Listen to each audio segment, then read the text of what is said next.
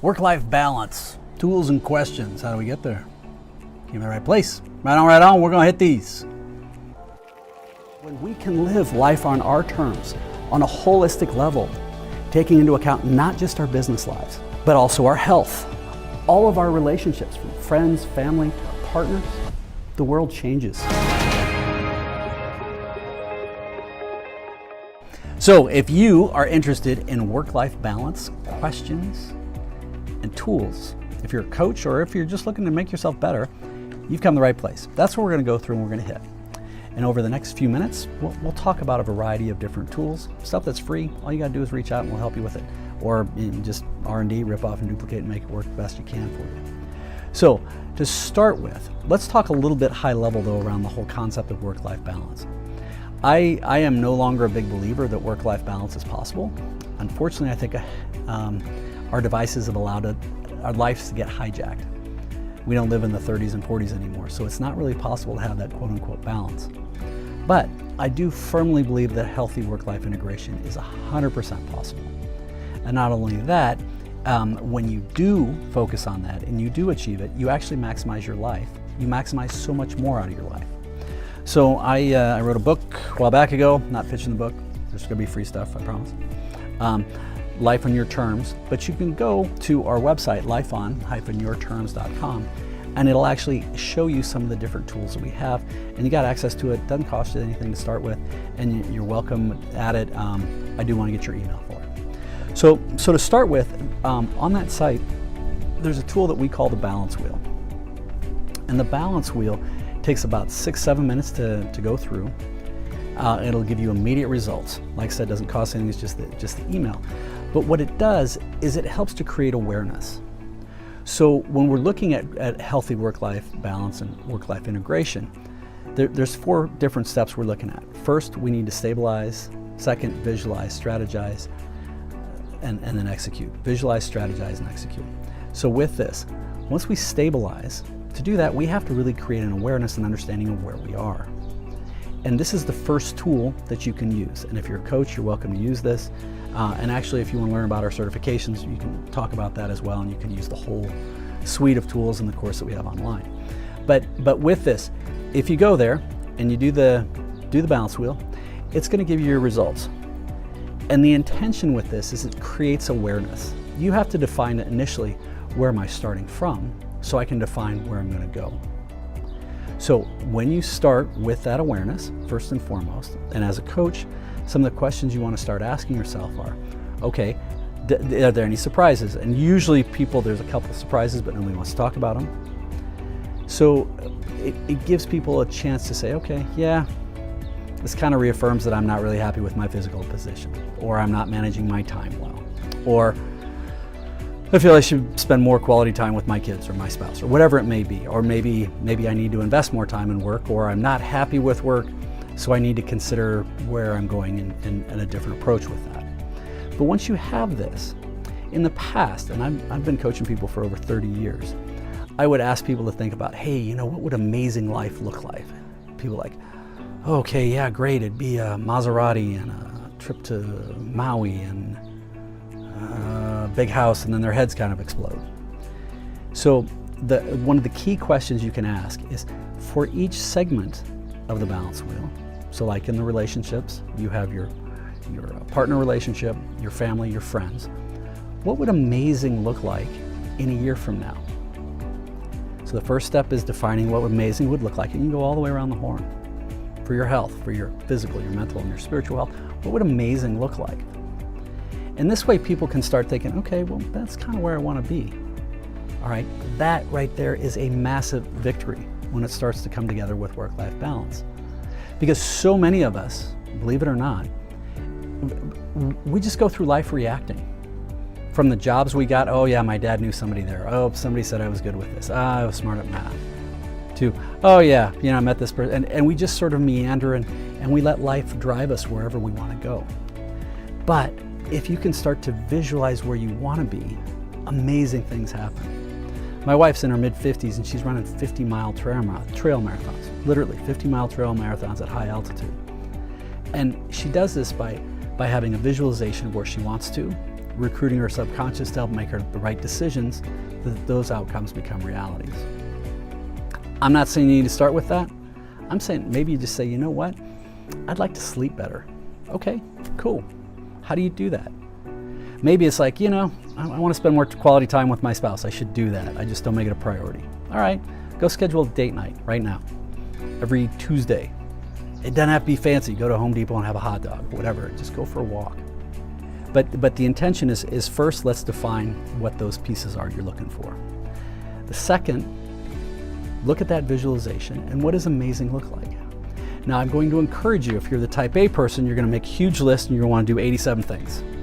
I'm excited for you. I think that's great. But I'm going to ask you to start with 3. Pick 3. I'm going to spend quality time with kids, take the wife out for a date, and go for a walk every morning. Great. Let's do those. Change happens in small increments. Massive, massive, massive change happens in those small step by step by step by step movements.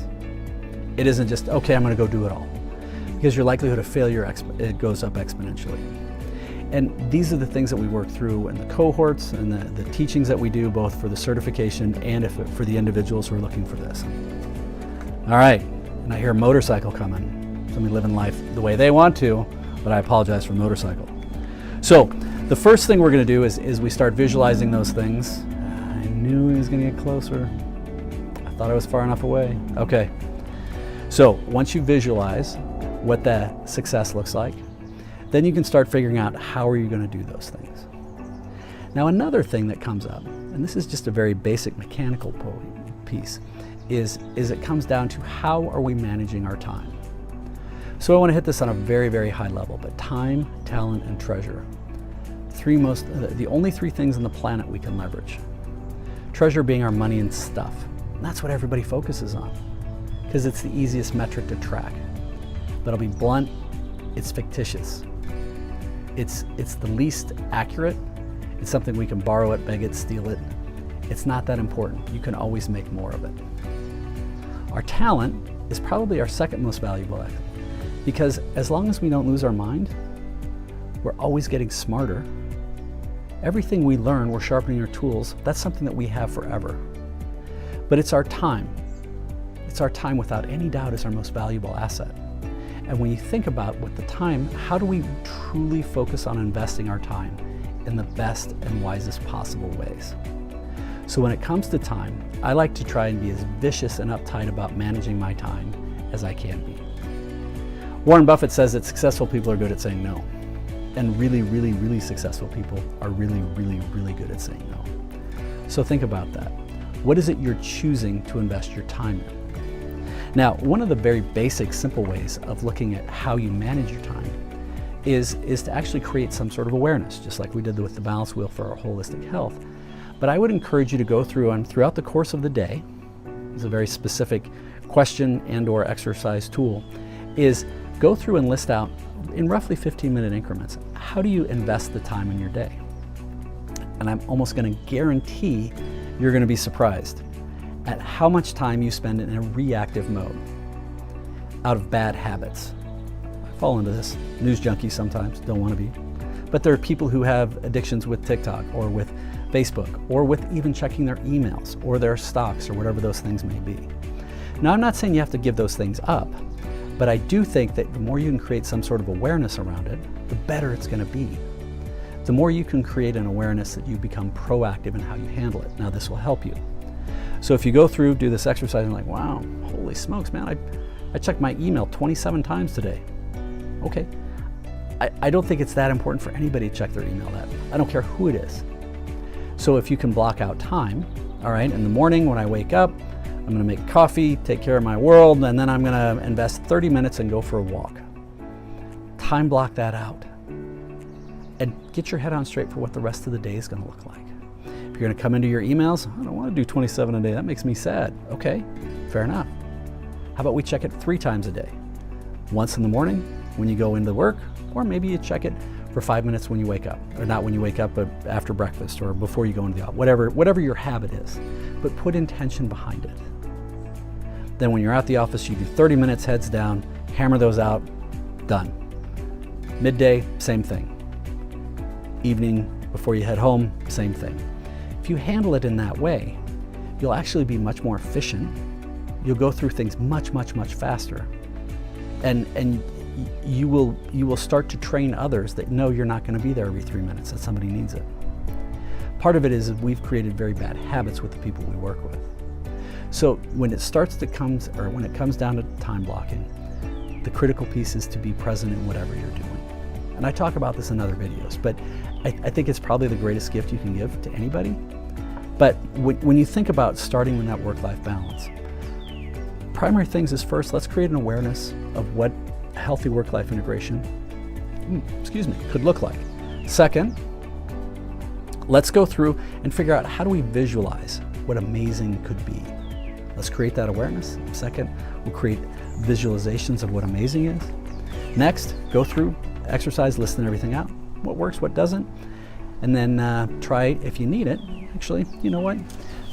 If you send me an email or reach out to us, I'll send you a tool I have called the Delegation Matrix. But it's something that'll help you to clearly define where it is you want to let go, what's good usage of your time, what's not good usage of your time. How can you determine what you should be delegating to others or even contracting out? And we'll talk about that in other videos. But if you have questions, please don't be afraid of making comments below or send us a note. If you like this, subscribe, check out some other videos. Can't wait to see you in other videos. If you have questions, reach out. Keep smiling.